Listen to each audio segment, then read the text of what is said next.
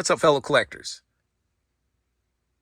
Welcome back to the M.I.B.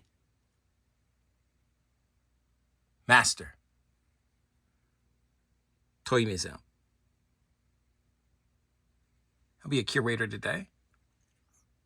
Guys, got another fun one for you today. On a very rainy day outside of the museum, but we're nice and toasty here inside the museum. We have our good friend and buddy, DWAYNE PICKNEY, to really thank for this video. He had a fantastic question that I'm sure we've all asked ourselves a million times. When did toys stop being for kids? And when did they transition over to adults? When did the adults take over the toy industry? Why did it happen? How did it happen? That's really an age-old question. As you see, we have here just a few items from my museum collection here. And I think every one of these items here, these toys here on our stage, can tell a little bit about or answer a little bit about that question. Our beautiful gem figure here, I think tells really the biggest, or answers the biggest part of that question. This gem figure, as you can see, is very dated because you have a cassette tape here. This is from the 80s, the mid-1980s, 84, 85, 86, somewhere around there. Okay. I think personally, I think that's when toys really stopped being for kids. This was the cutoff point for me, right around the mid-1980s. The toy market had started already to switch over. Guys that grew up in the 1960s and the 70s were headed towards their 20s, mid-20s. I was about 16 years old, right around 86, 85. So I was already thinking about toys that I had as a kid, Mego figures and things of that nature.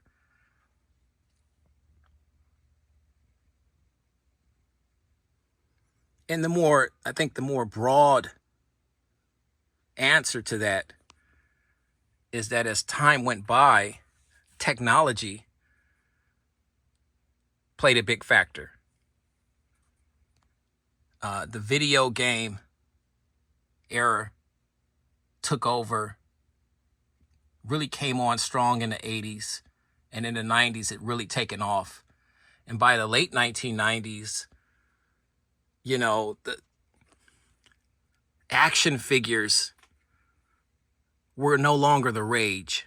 When I was a kid growing up, a Mego figure, for me, I could create my own worlds, and planets for Superman to fight on and to save. But even more interactive toys, and we're looking at our Transformers. Once again, that's that mid-1980s, 84, 85, 86 for Transformers. This is obviously from 2022, but the Transformer brand is massive, with the movie deals and the toys and things of that nature. But it was a little bit more interactive, and it could hold kids' attention a little better. But for the most part, the video games. The video games, I think, made that switch for kids and for adult collectors. Adult collectors were more into their childhood. The kids are more into the video games. So we never grew out of our childhood, actually. So we want the things that we saw. We're looking at my G.I. Joe figure. This stuff was packaged and put together for kids. And this is the early 2000s. But this set didn't do very well. It came at a time where video games simply ruled the world.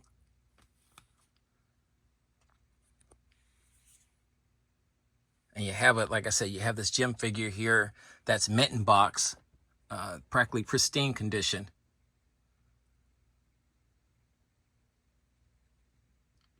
And it's a collectible, you know. It's a collectible now. It's not a toy. It's not even considered a toy now. It is a toy. By every definition of the word, it's a toy.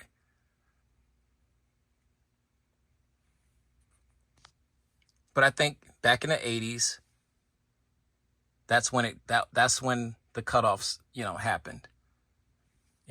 Guys, your thoughts, your opinions, what's your take on this? When did toys stop being for kids and transitioned over to adults? Is it because we have more money than the kids? Is it because we're catered to more by the companies? I mean, this Superman figure is from Figures Toy Company. Came out, 2014, 2015 or something, somewhere around there. This was paying homage or salute to the Mego figures from the 1970s. Every kid in the 1970s had a Mego figure. At least one. You'd be hard-pressed to find one kid that didn't grow up in the 1970s that didn't have a Mego figure, okay?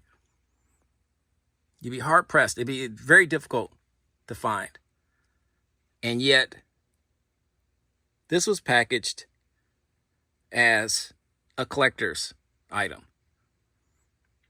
Can't really play with this Superman the way we played with our Superman Mego figure back in the 1970s. This guy was, he's not built very sturdy. It is essentially and basically a collectible. The same with this Core the Klingon figure, one that we didn't have in the 1970s. This is all this stuff, guys, is for collectors. As we look at Masters of the Universe, and what do you see? Adult collector, Man-at-Arms. This is packaged purely for the adult collector by Super 7.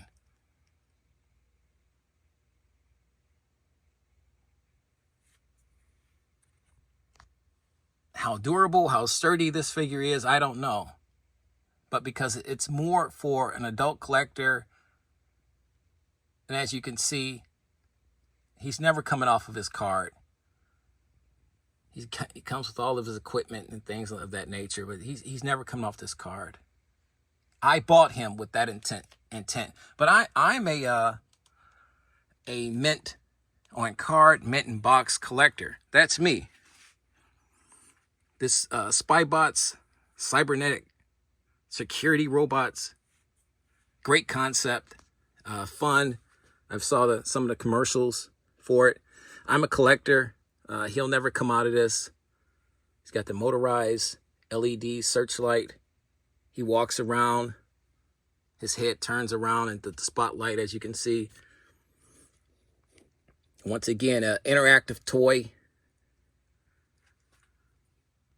that you can still find in the stores.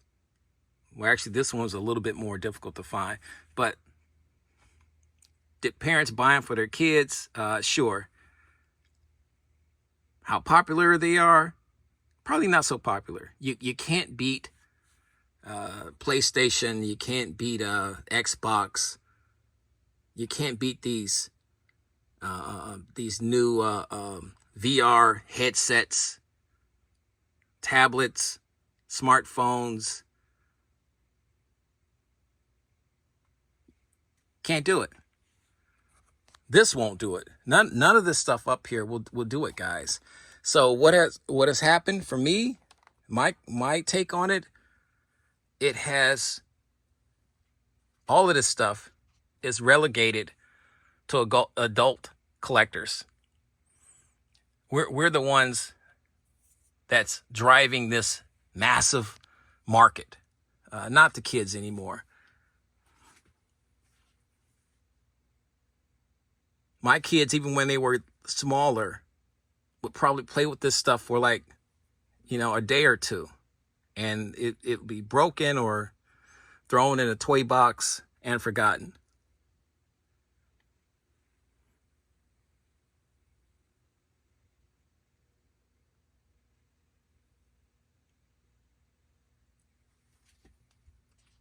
The mid-'80s, guys. The mid-'80s, when this Jim action figure, this Jim doll, if you want to call it a doll, it's more of a doll, actually mattered. It was a legitimate toy that parents would buy their daughters, and this toy was actually played with. It was actually treated like a toy, not a collectible.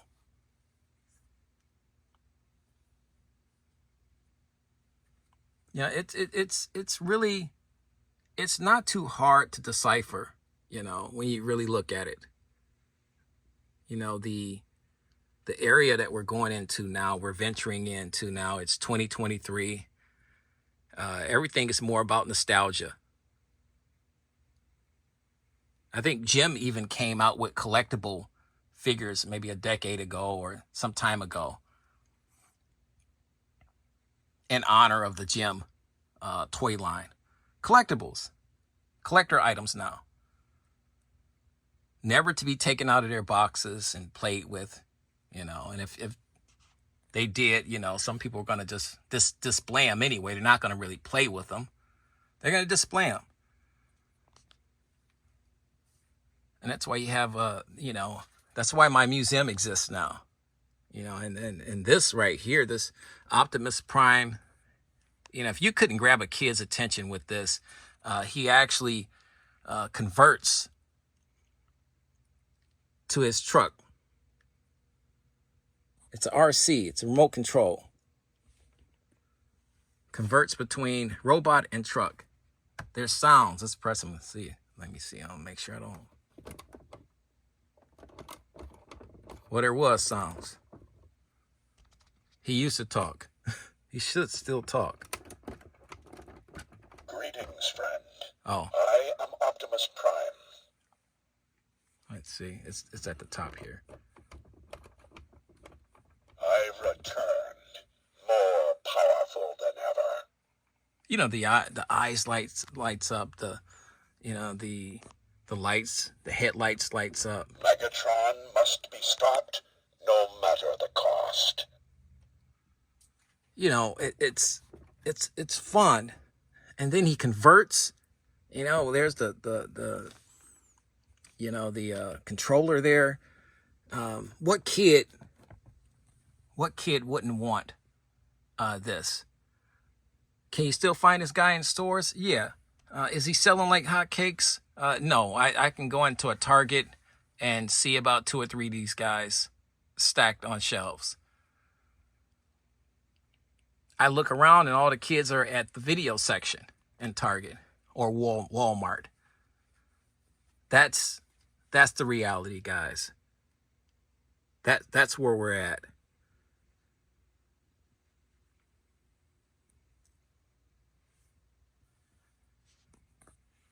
We are these companies, and you might as well just call them collectible companies, because that's what they're catering to, is to collectors. We're their life's blood. We're going to be their life's blood at this point moving forward. We've been that for the last 30 years. I remember when this retro action DC superheroes, these figures came out. They were hot. They were great. They weren't for kids, though. They were sold in Toys R Us. I saw a ton of them in Toys R Us. They were sold in Toys R Us. Who purchased them? The grown-ups. The grown-ups who had childhood, fantastic childhood, remembering the 8-inch action figure Mego figures. That's who purchased these figures. Maybe a few were purchased for kids, but for the most part, and this is the 2000s. Let's get a year for you here. Let's see. 2010. 2010, this was no longer just a toy. And it wasn't a very well-made toy. The legs were very wobbly. The waist was very wobbly. Once again, so play value wasn't great. Collector item. Pure and simple. A collector item.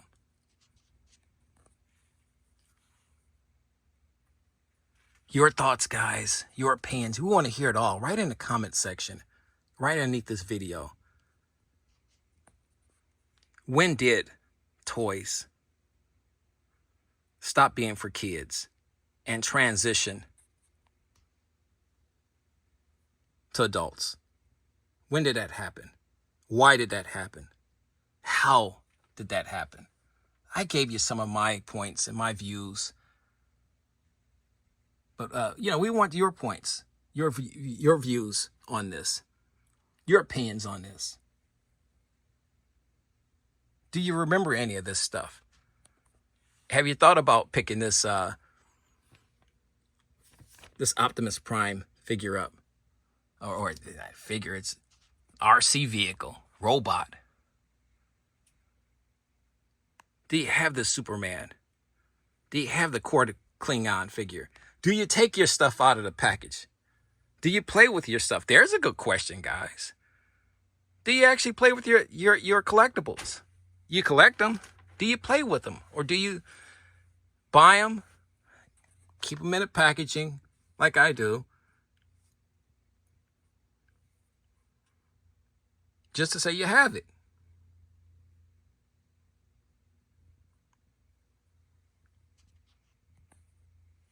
We want to hear all that, guys. Guys, we have more fun, more action right around the corner. You know the routine, guys. God bless. Stay safe. And by all means, please keep collecting.